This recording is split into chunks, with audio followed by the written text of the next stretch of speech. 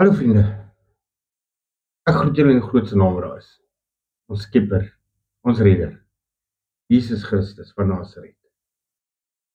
Vriende, wat 'n voorreg om weer 'n boodskap met julle te kan deel. Ek wonder soms of ons regtig besef hoe groot God se genade vir ons elke mens is. Ons lees in Openbaring 1 vers 4 dat die apostels dit so mooi uitspreek oor die volk. Genade en vrede vir julle van hom wat is en wat was en wat weer kom. Hoe nodig het die mense tog nie God se genade nodig nie? Johannes en die gemeentes aan wie God se genade en vrede hier in Openbaring toegebid word, het dit wel geweet. As God nie sy genade aan hulle skenk en sy vrede oor hulle bring nie, sou hulle die mees hopelose mense gewees het. Ek dink ons kan dit al trek tot ons op vandag, as God dit nie God se genade is nie, waar sou ons gewees het? Ons weet almal in daardie tyd van hulle was die regering hulle glad nie goed gesind.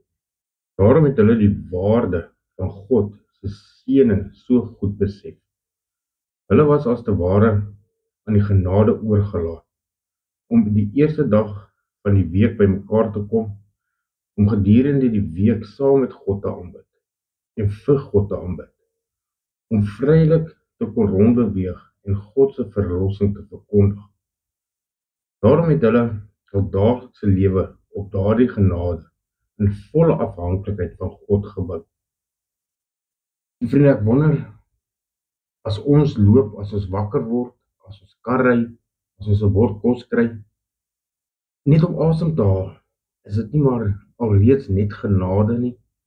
Ek dink die grootste genade wat Vader aan ons bewys het, is die genade van sy seun. En vriende, God is so goed vir ons.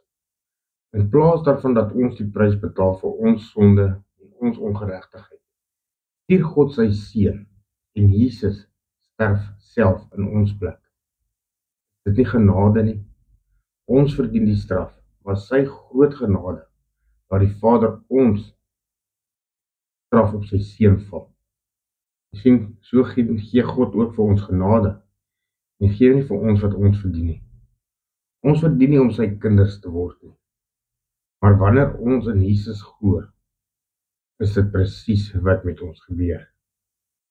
En ek dink, as hom ook nou net altyd genade, as Vader ons oortredinge vergeef, dan jy sien die vriende in Psalm 86 vers 5, staan dit ook so mooi geskryf. U is goed, Here, u vergewe altyd weer. U is getrou teenoor die wat na u roep om hulp.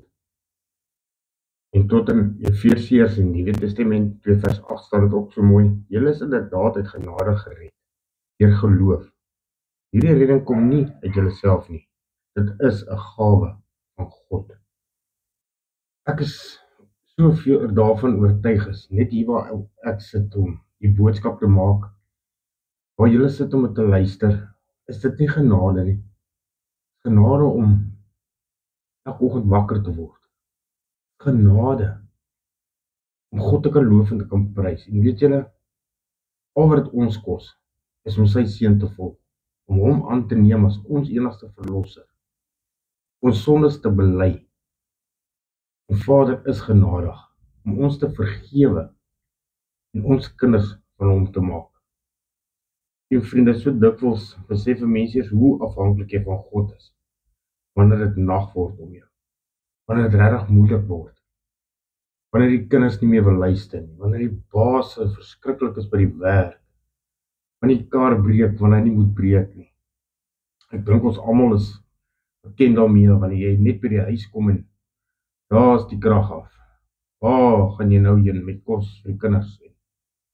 En ja, dan word 'n ou mismoedig en dan wonder 'n ou, nou waar is die genade? Hoe werk die genade dan? Dat jy nou so moet sukkel weer. Wanneer die mure rondom jou begin intuimel, die ongeneesde siekte sy kop uitsteek en onmoontlike uitdagings voor jou opskiet, ek dink dan besef jy hoe nodig jy God se genade en vrede het. Net daardie vrede om om jou emosies in toom te hou, jou mond in toom te hou. En vriende, ek dink juist dit het die gelowiges in Openbaring gekeer gedra. En dit is steeds dieselfde genade en vrede wat vir ons almal beskikbaar is. Ek glo dat daardie genade en daardie vrede ons elkeen ook sal deurdra. Dis vir die gelowiges van destyds wat moedeloos en moeg geword het, kom hierdie genade ook vandag vir my en vir jou. Dit is vir ons beskikbaar. Dit het die stempel van die Here daarop. Genade wat jou dra en vrede wat jou angs sal verdryf. Neem dit en laat dit jou dra en jou versterk. God is groter as enige probleem, enige siekte, enige moeilikheid wat voor ons te staan kom. Hy is die Alfa en die Omega, die begin en die einde. Hy was en is en sal altyd dieselfde bly.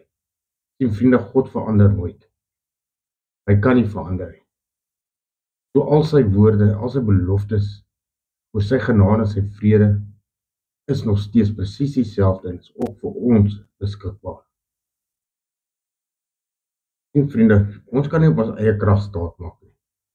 Maar ons wat God deur sy Gees dien, ons wat ons op Christus Jesus beroem en nie op uiterlike dinge vertrou nie. Ons het geen rede om in ons eie geregtigheid, heiligheid en prestasies te spog nie, want God se genade werk in ons. Dit maak ons nuwe mense, soos Paulus gesê het, maar deur die genade van God is ek wat ek is. Hoe meer ons vertrou op God, hoe meer oorvloedig werk sy genade in ons. Maar die genade wat hy gee, is nog groter. En julle sien, God se genade is altyd voldoende. As ons kyk na Paulus se lewe, God het 'n sekere pyniging, 'n doring in sy vlees toegelaat om daar te bly. God het dit nie uitgehaal nie. En ek seker Paulus het hom ook gevra, Here, wil U nie vir my asseblief die doring verwyder nie? Ek glo Paulus het, maar die Here het vir hom gesê, Paulus, my genade is vir jou genoeg. My krag kom juis tot volle werking wanneer jy swak is. Ons sien vriende, tot Paulus was selfs bly in hierdie moeilike omstandighede, omdat dit God se krag deur sy eie swakheid geopenbaar het.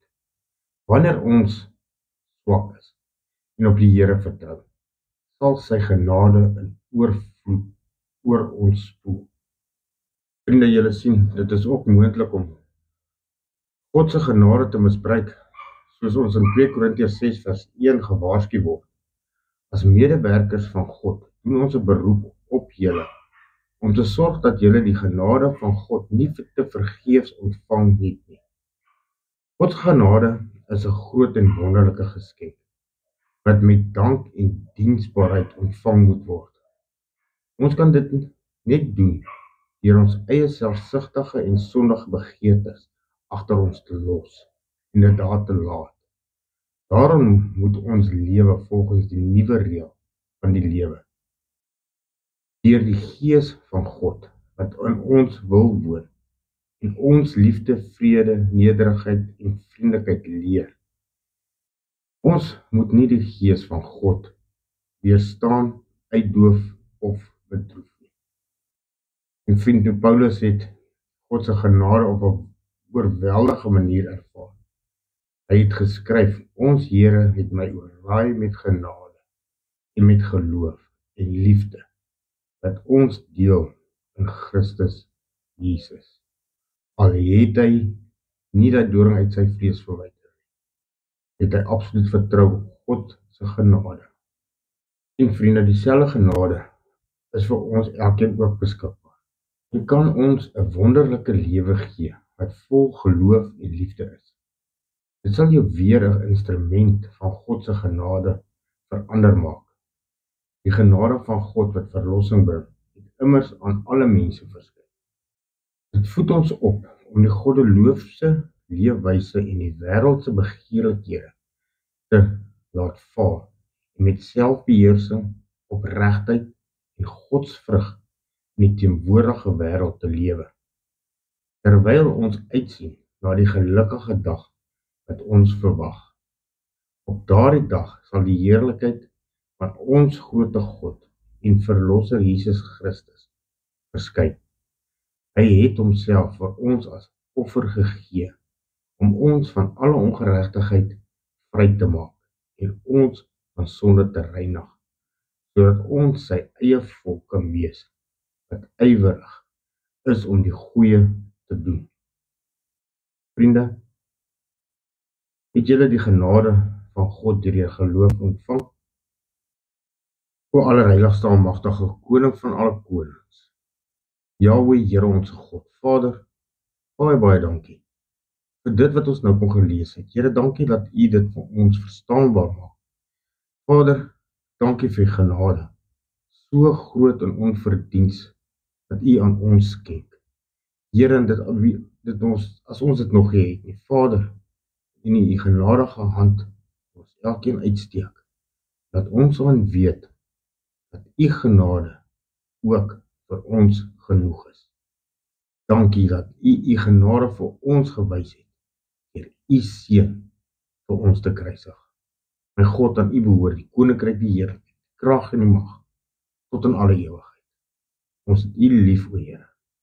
Dankie vir U genade. Amen. Vriende, dan is dit so geskik om vir julle af te sluit met: mag die genade van die Here Jesus en die liefde van God en die gemeenskap van die Heilige Gees met julle almal wees. Shalom.